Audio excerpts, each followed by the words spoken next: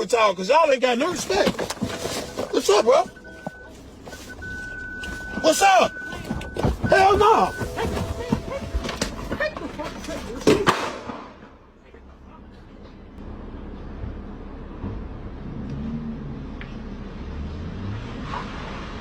He started that Facebook live like any ordinary night.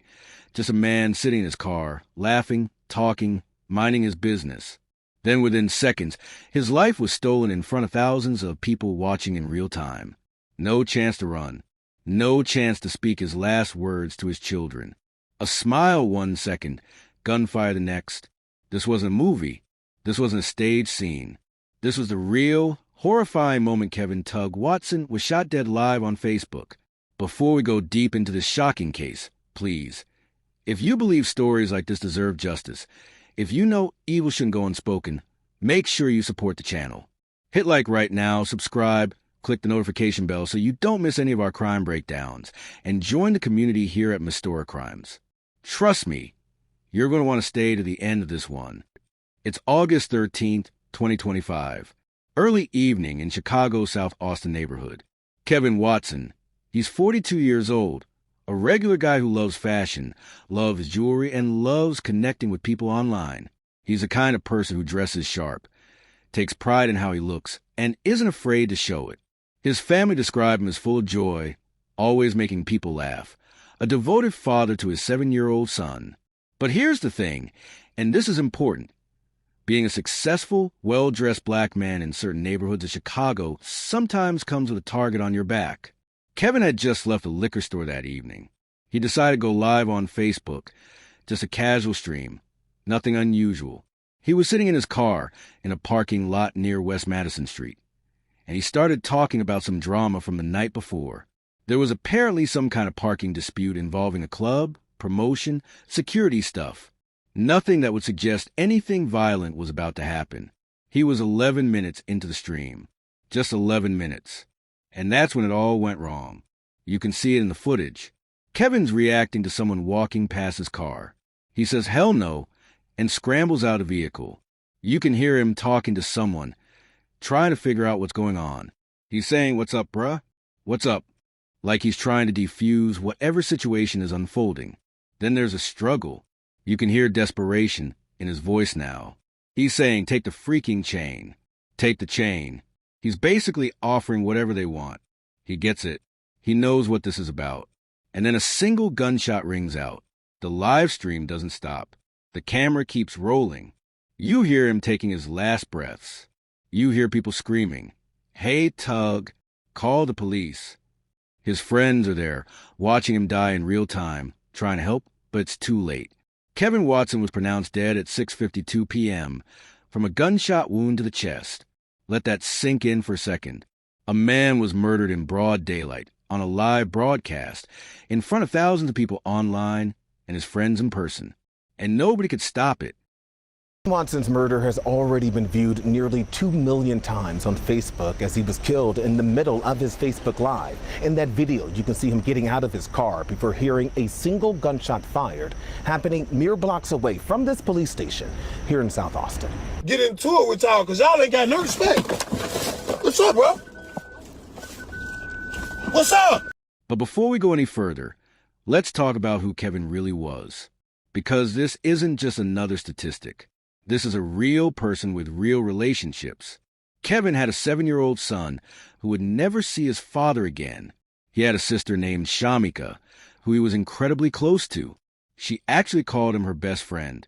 His family said he was the kind of uncle who made everyone laugh, the kind of guy who took care of people around him. He worked at a streetwear brand called Out the Mud Clothing, and he was genuinely loved in his community. Now, here's what's important to understand. Kevin wasn't living some flashy, reckless lifestyle. He was a working man who took pride in his appearance. He loved to dress nice. He had decent jewelry. He had a nice car. And according to his sister Shamika, that alone made him a target. She said, and I quote, "A lot of people hated on him for that. He had a nice car and jewelry, so there's a lot of hate." Think about that for a second. In some neighborhoods, just looking successful can get you killed. Kevin and Shamika had already been through so much together.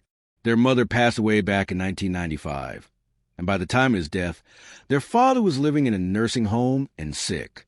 So Kevin, Shamika, and their close-knit family were really all they had. They supported each other, looked out for each other. Shamika was with Kevin just an hour before he was killed. She said something that really stuck with me.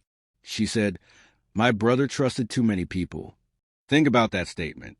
What did she mean? Who did he trust? Was there someone he shouldn't have?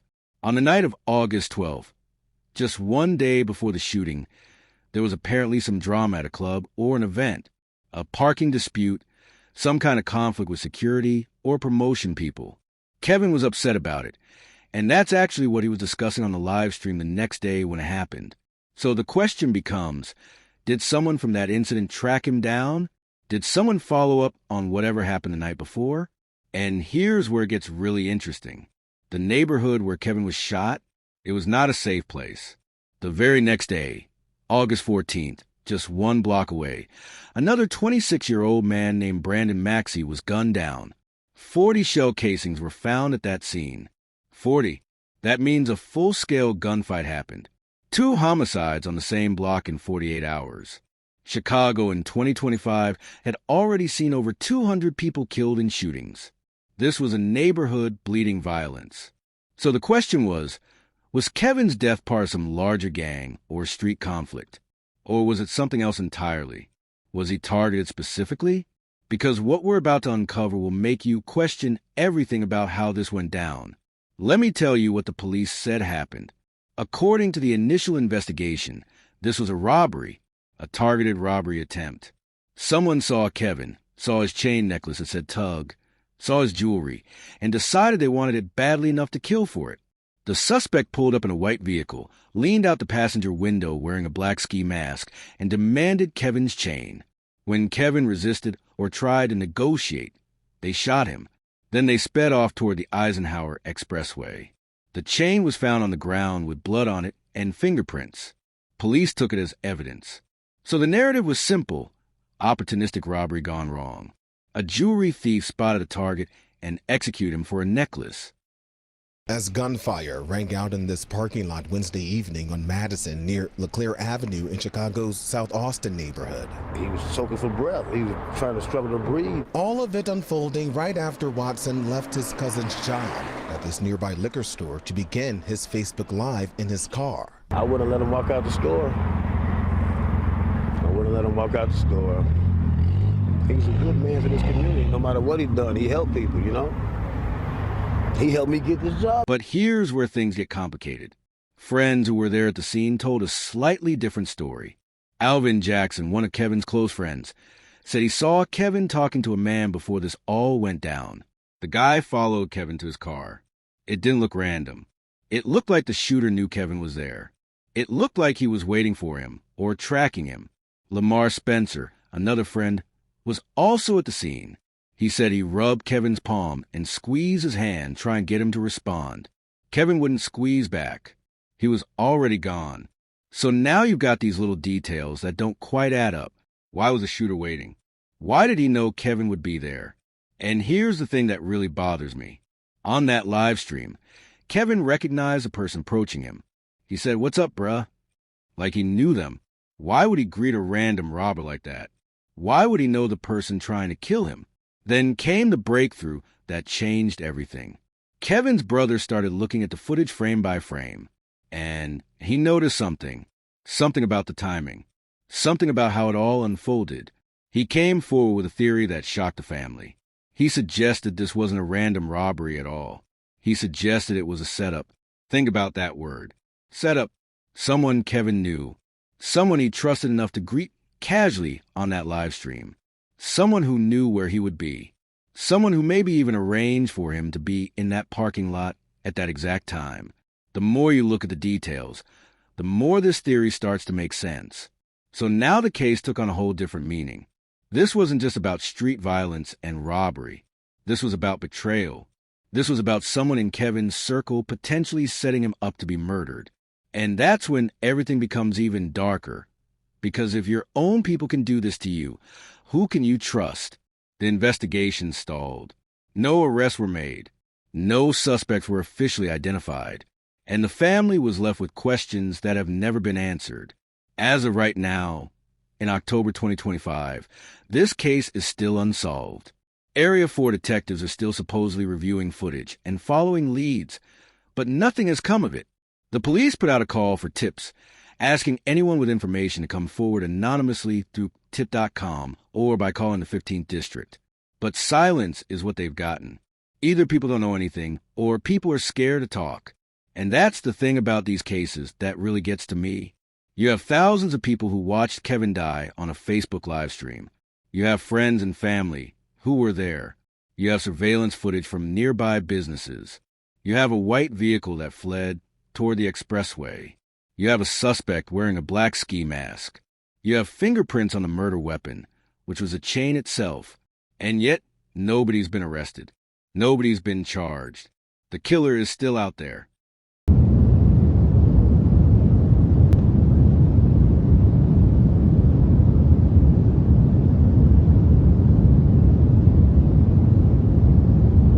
Shamika, Kevin's sister, she didn't give up though. She made a public statement begging for justice. She said, and this is powerful, she said, I just want the killer to be caught. Turn yourself in, because we're not going to quit. That's our brother. She reminded people that they'd already lost their mother back in 1995. Their father was sick in a nursing home. Kevin was supposed to be there for them. Kevin was supposed to see his son grow up. Kevin was supposed to celebrate his birthday, which was coming up in a few weeks. She ended by saying something that really hits different. She said, if it was their loved one laying on that ground, then they would want someone to come forward. That's the humanity in this. That's the real impact of murder. It's not just about the person who dies. It's about the ripple effect. It's about the 7-year-old who grows up without a father. It's about Shamika losing her best friend. It's about a family that will never be whole again. But here's what really haunts me about this case. Kevin was broadcasting live. He was visible. He was public. And in that same moment, he was vulnerable. His location was known. His routine was on display. And someone used that against him. In 2025, we share everything online. We broadcast our lives in real time. We show where we are, what we're doing, who we're with. And we don't think about the consequences. We don't think about who's watching. We don't think about who might be tracking us. Kevin didn't think about it either. And it cost him everything. The video of his death went viral. Over 2.5 million views. People shared it, commented on it, debated it. Some were horrified. Some were angry. Some were numb. But through it all, nobody could stop what was happening. Nobody could save him. The internet watched a man die and could do nothing but watch. So here we are months later, and we're still waiting for answers. The case remains cold. The killer remains free. And Kevin's family is still grieving. They're still fighting for justice in a system that seems to have moved on. In a city where over 200 people were killed in shootings that year alone, Kevin became just another number, just another name, just another tragic story that people scroll past on social media. But his story matters. His life mattered. His son matters. His family matters. And here's what I want to leave you with, because this is bigger than just one case. This is about all of us. This is about the choices we make every single day when we go online. Think about it. How much of your life do you share publicly? Where do you broadcast from? Who can see where you are at any given moment? How many people are watching you right now without you even knowing it? Kevin did nothing wrong. He was just a guy living his life, connecting with people, being himself. And that openness, that vulnerability, that trust, it got him killed. Someone watched his live stream and decided to act on it. Whether it was a random robbery or a calculated setup by someone he knew, the end result is the same. Kevin is gone. His son is without a father. His family is without their brother. So I'm asking you these questions, and I want you to really think about them. When you go live on social media, do you ever think about who's watching? Do you ever consider that someone with bad intentions could use that information against you? Have you ever shared too much about your location, your routine, your valuables? Do you know who's actually in your circle? Can you trust the people around you? And here's the hardest question. If something happened to you, would your case be solved? Or would you become another unsolved murder in a city where violence is so common that people barely pay attention anymore? The truth is, we live in a world where technology connects us but also exposes us, where community is built online, but danger lurks in the real world, where we want to be seen and heard, but being visible can cost us everything. Kevin's story needs to be remembered. His killer needs to be brought to justice. And we need to wake up to the reality that our digital lives have real-world consequences. So if you're watching this and you have any information about Kevin Watson's death, please come forward. Contact the Chicago Police Department's 15th District at 312-743-1440 or submit an anonymous tip to tip.com.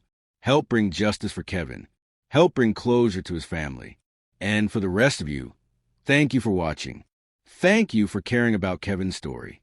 If this video affected you, if it made you think about your own safety online and in the real world, please like it, comment below with your thoughts, subscribe to Restore Crimes, and hit that bell icon so you never miss a story. We cover cases like this every single week, and every single story deserves to be told. Kevin Watson's story deserves to be remembered. Don't let him be forgotten.